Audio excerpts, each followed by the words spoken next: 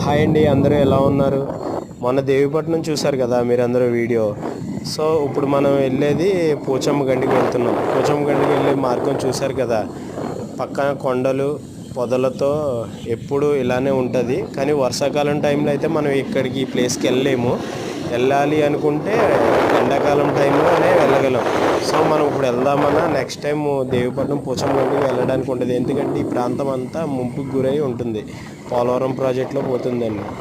మనం ఇలా వెళ్ళే కొద్దీ ఇంకా విలేజ్లు కనిపిస్తాయి. అక్కడ మొత్తం ఈ విలేజ్లన్నీ ముంపుకు గురవడం వల్ల ఇవన్నీ ఖాళీ చేయించేశారు. సో మీరు ఇప్పుడు చూడాలి అనుకుంటే సమ్మర్ టైంలో సరదాగా వెళ్తే బైక్ మీద వెళ్ళొచ్చు. అదే వర్షాకాలం టైంలో అయితే మనం వెళ్ళడానికి చూడడానికి అవ్వదు.